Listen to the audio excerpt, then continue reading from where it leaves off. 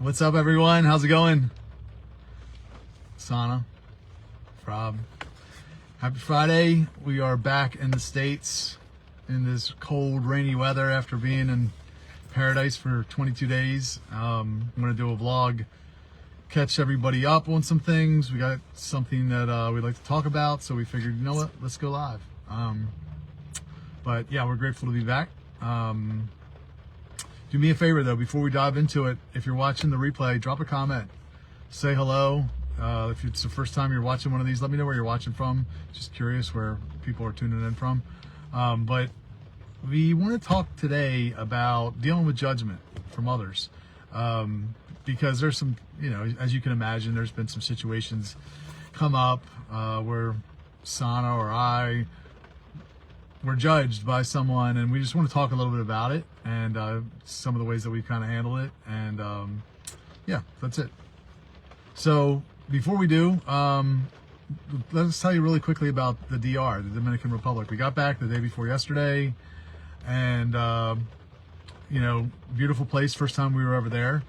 It's very inexpensive. I don't know if y'all ever been to the DR, but it's a third world country, and just everything's cheap. And the people were super friendly, because we were gringos. Everybody, like, the cops don't bother you. Like, they want tourism there, so yes. You kind of just, don't have any problems with the police or anything. Not that we would anyway, but there's like no traffic lights. Literally, there's no traffic lights. We see maybe one coming from the airport, but almost none. Like, so every intersection, we were on a scooter, so that was a little dangerous. But the beaches are beautiful, and the food was good, and we found a church down there we attended once, a little like Christian church.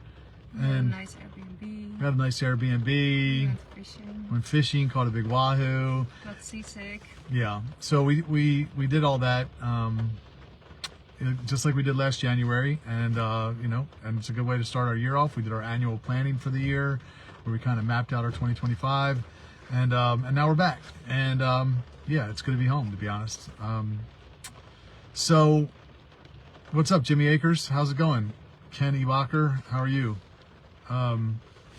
So basically, Sana and I got into a conversation about this the other day. The day we were fishing, actually, we got into a conversation about this on the beach, and we almost posted a video that day.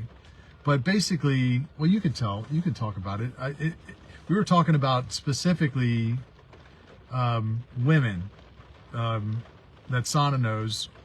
Maybe it's social media or loosely affiliated in some way, where they've, even if they haven't necessarily said anything, she feels their judgment coming on them. Now, mind you, these women are single, and they've been single for a long time, and they don't want to be single, but men are so checked out of marriage that they haven't been able to find a husband that was suitable for marriage, someone that they actually wanted to marry. They couldn't find someone that wanted to marry them. And it just got us into this interesting conversation about, judgment from people that,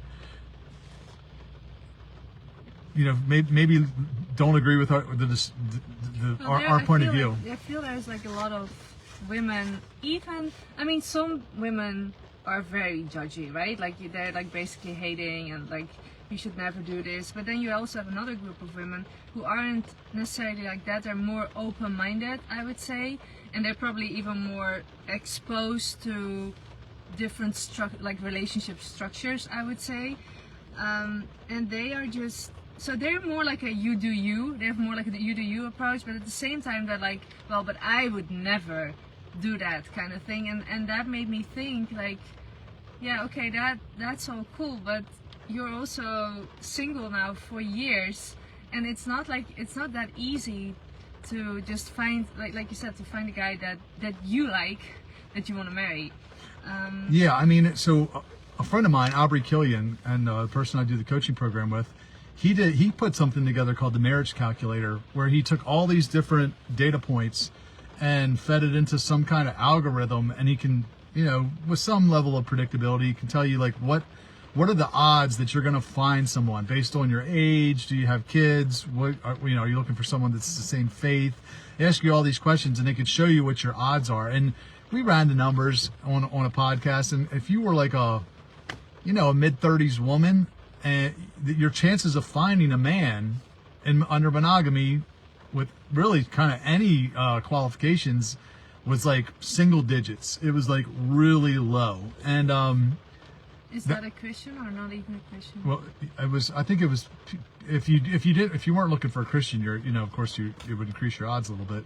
But the thing is like she expressed this, that some of her friends had kind of, she felt like we're like, well, not for me, but some of these people, have been single for a long time and not able to find someone. So I was like, I actually did a tweet about it where I said, part of the reason why the marriage rates are so low, and I think 45% of women aged 25 to 44 are going to be single by the year 2030, single and childless. So that's almost half. It's not good. It's not good for the world because we have a population collapse right now. We're not having babies like we were. And Elon Musk talks a lot about this. It's very bad for the world. So when you see that, it's because men are checked out of marriage. They're checked out of monogamy only because they're thinking to themselves, why would I give up my freedom to date, marry, sleep with, whatever, multiple women for just one? Now look, I'm not the one saying I signed up for it. Me and Sana got married, but I also didn't sign up for monogamy only because even before I knew it, all those years that I was single and abstinent, 20 years almost, 19 years I think, of 19 of my 24 years, or 18 to 23, somewhere in that range, I was single and abstinent, assuming that some woman would come along that would make monogamy make sense to me. Never even questioned it, to be honest, because I just thought the Christians had vetted it, like they checked it out, and I believed it was sound doctrine. Come to find out it wasn't. But I think it almost reminds me of the housing market. When you see people trying to sell their house and they got this really expensive price on the house, and they're sure that the house is worth that because maybe somebody else sold their house 2 years ago for that price in their neighborhood, but there's no bidders. Nobody's putting offers in. And so the house just sits there on the market. So I see these women that are just sitting there on the market demanding monogamy from men, and men are just like, there's no offers coming in. So a lot of the posts that I do, it's not about me if I have a second wife. Maybe I never have a second wife. It's about letting men know they can so that they actually will get married to women. And letting women know, listen, it's better to be a second wife than sleep with a guy who's not your husband. Don't you see that shows so little respect for yourself? Now, some women will say, women need to show respect for themselves. Like, who wouldn't be a second wife? Who would marry a man and let him spill his DNA inside of you that isn't your husband? I mean, that's disgusting. That's where we need to get the culture to think like. Not like, oh, it's, disgraceful to be the second wife of a good, godly man. It's not at all. It's a very smart, pragmatic decision. Who better to lead a woman to God than a Christian, than a man who follows God? I mean, right now, just due to the imbalance, half of our Christian sisters will have to marry pagans or stay single, just due to the math. So, anyway, I'm starting to dominate the conversation, which I tend to do. No, it's fine. I was thinking, like, just to kind of lead back to that judgment part.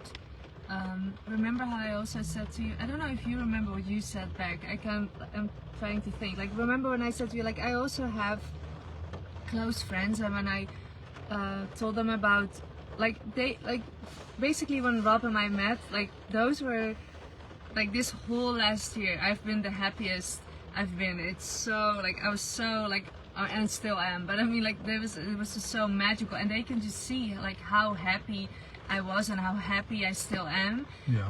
And they obviously want the best for me, my friends, and they were still, but I can tell though, like, they don't say this out loud, but I can really feel this energy. Is like, they are very happy for me. They do think I should definitely pursue this because it makes me so happy right now, and they can see we're a great fit, and and all that, but at the same time I can feel that they are kind of be like, okay, but we're waiting for the other shoe to drop. Yeah, they're waiting for the other shoe to drop. They're like, okay, well, let's see if this really lasts. Exactly. How long you're going to be happy for?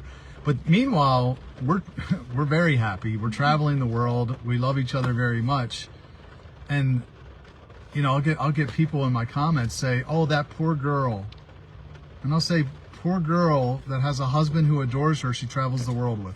Such make now reels about. Such a pity. Yeah, so actually Sonda started making, actually let me give a shout out real quick. Tommy Gunn, Michael Pankow, Eric Fitch, what's up fellas? Carolyn Patton's here, and Jill Wiseman, Loose Camp, I'm not sure if you're still here. Drop a comment, say hello. Let me know that you guys can see and hear us okay. But she started doing this vlog series recently of all There's these. so much stuff in my phone that there's like little moments that he surprises me or like things he does for me, and I was thinking like, you know what, I'm gonna share it because that's really like the side, like there's so many sides to him and that I love, and it's just like Basically, she's like, people only see the other side of you. They just think that you're very just direct and brash and, you know, hard, and they don't see this other side of you. She's like, you know, she wants to show off a little bit to say, look how freaking happy I am. It's kind of undeniable when you know we post. We work through things also to get here. It's not like I was just in it from day one. Yeah. So it's almost like, yeah, in a way showing off a little bit, like, look, I've made choices and now that's where I am. But I mean, but remember what I said to you, like once but sometimes though, like if I'm very honest, sometimes I do also, I get this feeling from like the other shoe to drop, because that is, especially in the beginning, now it's getting a lot less because we're now almost married for 6 months, but especially just before we were married, I was a lot of times like, well, what happens after we get married, right? Like, is he like immediately gonna run off, and like how is he gonna treat me then? And like there were a lot of worries, the same worries that my friends had kind of in my head too. And remember when I brought that to you, what you said something about that is normal because of the, well, what, because of security? no, vulnerable, like Oh. That's what it was. Like when I said that, I said like I feel sometimes like, is that something I can even express? And you were like, yeah, because you're in a very vulnerable position too. Right. As a No, woman. for sure. Polygyny puts women in a very vulnerable position because the man's in control, and then you got to trust that he's gonna, if he does bring in another woman, is he still gonna treat you the same? Is he gonna bring in somebody that causes chaos? I mean, there's all these things. We think of all these things in the course, and we warn men. We went over a call last night. We have a whole checklist of making sure that your house is, you know, patriarchal checklist to make sure you're even ready to think about entertaining the idea of having another woman. And it's an extensive checklist. It's like, you got to answer yes to all these questions, or bro, don't even think about it. So it's like, you know, when I see people, and just before I go into that, I do think women, you know, it is a vulnerable position, and I do think women get scared, and it's natural. But what I would like to impress upon them is monogamy only is so much more of a vulnerable position, or more of a dangerous position. It's less secure because it's a two-seater, and the divorce rate's 50%. And how often does a man run off with a younger woman? A lot, right? Or maybe the woman files for divorce for whatever reason, but that's a lot more dangerous, because polygyny is not a two-seater. Polygyny is as many seats as we need it to be, you know. I've told Sana, I'm never going to divorce you. Unless she was unfaithful to me, and I'm never going to cheat on you. We'll always be open and honest about whatever. If I'm considering another girl, we're going to pray, we're going to fast, we're going to take it real slow, you know. So I think it's much safer. Polygyny is much safer, which while you don't see God's people with a high divorce rate, you know, I don't think the Israelites had a lot of divorce going on. They went from one man to, you know, overthrowing the strongest country in the world at the time, Egypt, in 500 years. Literally started with one guy, grew to 500, you know, in 500 years, overthrew the greatest country in the world. That's the power of plural marriage, of polygyny. It stabilizes societies because you get the fathers in the homes, you get good men leading multiple women, good godly men. Here's the other thing that just to think about. People say, you know, will say, well, you know, you just want to have sex with more than one woman. I'm like, look, if I wanted to do that, why would I marry anybody? Why don't I just hop from girl to girl? And we're going to make a video about that. But, I think the reason that polygyny works is because the men that would actually do it are men of God. Because if they're not a man of God, why get married? Yeah, they'll just right? cheat and they'll Just, do that already. just fornicate. It's just, I could have sex with dozens or hundreds of women. Why would I marry 3? That's ridiculous. So the non-believers will do that, right? The people that don't believe in God, they don't need to get married. They don't need to be polygynous. But the men of God will marry 2, 3, 4 women, and guess what will happen? We'll have a lot more Christian kids. We'll have a lot more kids growing up in the faith, and that there's a reason why Islam's killing us right now, because they have 4 wives. So, and they're outbreeding us. So, I'm deeply passionate about this subject, as you guys may have been able to tell. But it's just, I know what she's feeling. I mean, trust me, I've received plenty of judgment of my own, but her specifically, it's hard to stomach when you see these women in the comments that are, I know, haven't been angels. They've opened their legs for men who weren't their husbands, and they're going to say that you don't have respect for yourself. And I'm like, I push back on that. And just knowing how happy you can be. Like, I'm part of this coaching program, and there's a lot of guys and that are married in there, and they're looking to add. But because of this stigma that's been placed around polygyny, we can't connect them, because there's so many women that want to get married. I'm talking like millions of women that want to get married. And we're going to talk about something that we've been doing some research we've been doing for the course, and we'll make that another video. But there's a lot of women that want to get married, and we see them. We see them. Sorry about that. And then we have these men on the other side that are looking for wives, and they're good men. They're like really good, godly men that really... They're already treating their wives. They're treating their wives great, and one guy's got 6 kids, and he wants a sister wife for his wife, because they're freaking up to their eyeballs in work and kids, and so. And it's like, it's frustrating to not be able to connect the dots, because I try as hard as I can to paint this thing in every different angle so people can see the benefits, the historical, proof, and the biblical proof, and try to paint it in every way I can to make it more acceptable. But it's frustrating, because you see people that are just, because we've been raised, all of us really, in this Disney culture that tells us monogamy only. That's what you deserve. But that's also a thing, like, why it's probably a vulnerable position, because it's so unfamiliar. Because monogamy is also a vulnerable position, because your man can leave you, cheat on you. All things can happen. But the thing is, though, we don't tend to think that way, because we paint this picture like monogamy is something familiar to us, so that's something we know, and that's just not going to happen to me, right? Like, that's what everybody thinks. And polygyny, on the other hand, it's a very unfamiliar concept. I know a few people now that are good examples, but like up to a year ago, I have never even met somebody who was living this lifestyle. Yeah. The only people I met were polyamorous, and that is a very different lifestyle. So it's it's hard to, if there were, for example, a lot more good examples, people would probably be more open to it. Yeah, and that's really part of our goal, really, is I think there's a lot of women out there that want to be married, and they never even consider this. They didn't even know it was an option. They didn't know it was a thing. And it's like, no, this is a thing. God's completely fine with it. He regulates it in the Bible. We see numerous examples where God talks about he has 2 wives. He said he's married to Israel and Judah. So God's not going to compare himself to a polygynist if it's wrong. But the point is like, I see these women that want to be married, and there's no men stepping up under monogamy only. Very few. What I've read is that the marriage rate's the lowest it's ever been since they started keeping track of it. People still want to have sex, though. That's still going on. But people weren't married, and it's because, look, just say if I'm right, okay, even if you don't agree with me, if this is the way that God set things up, knowing that men like variety, knowing that there's going to be an imbalance of men to women because, you know, men die younger, they're homosexuals, they're homeless, they get incarcerated, they get, you know, all kinds of things, drug addicts.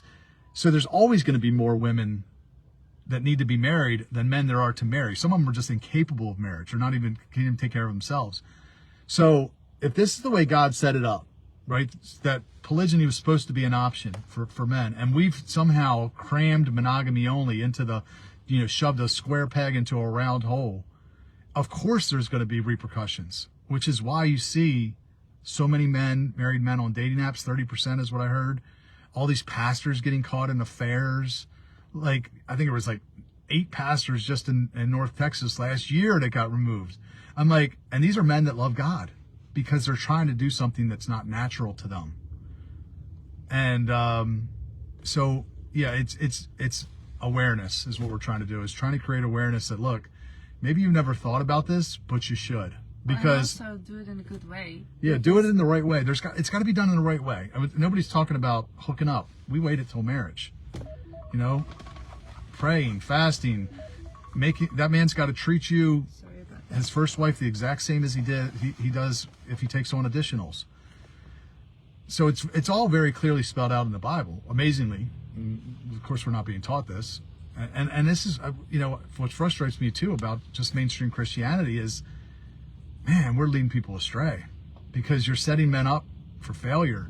And when you see so many women that are in our churches, 2 to 1, that want to be married, and we are telling them, just keep believing, just keep praying, and preaching this monogamy only, you're literally, you know, taking people, half of those women's ability to marry a godly man away from them. And that, yeah, it's a mess. So anyway, I don't know why I went down that road, but sorry. For women though, like, they should watch Rogene's interview that we did with Rogene. Yeah, if you didn't see episode 112, it's called The Smart Girl's Guide to Polygyny. Dr. Rogene Killian is her name, and she beautiful, smart. Aubrey, he's a brown belt in jiu-jitsu. He's got a master's degree, international lawyer, sharp dude. He's got 2 wives, and she's no slouch. I mean, she's smart, sharp as a tack, and beautiful. And she talks about all the benefits, all the reasons. Like, the thing is women, this is what women don't realize. Monogamy it's for men. It's not for women.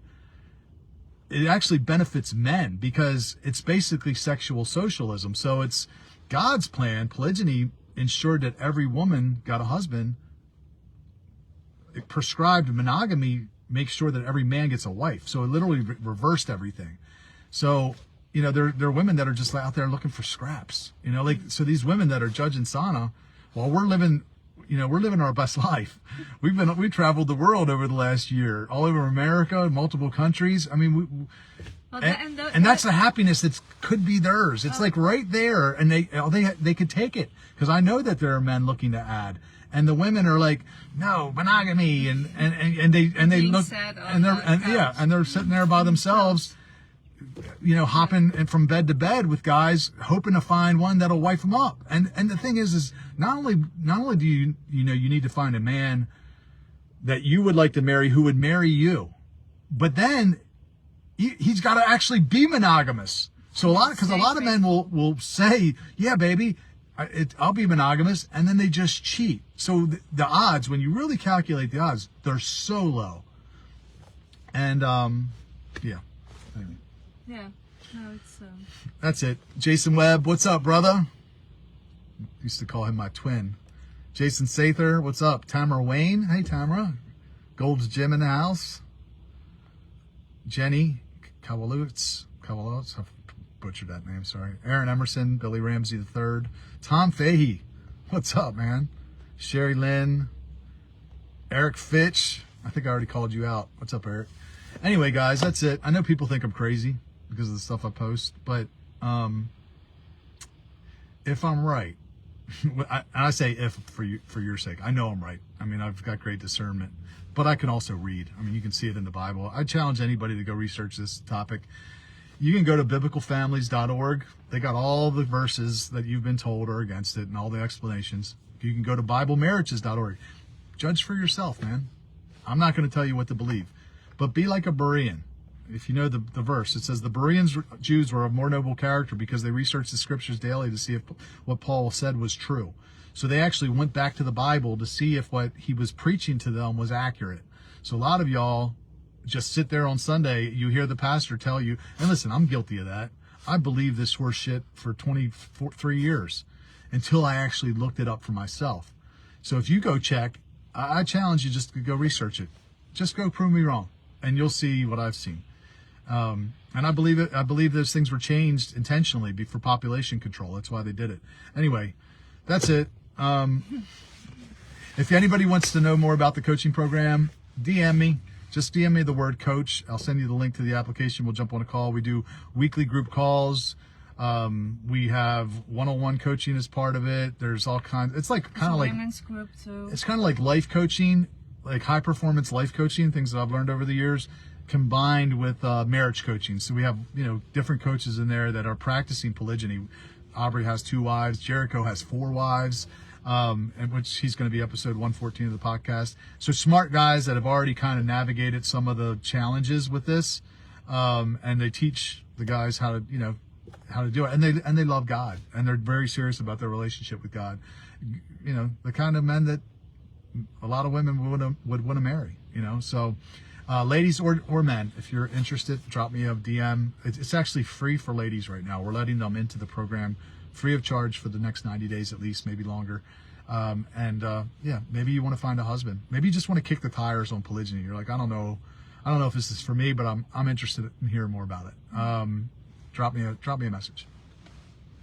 See y'all.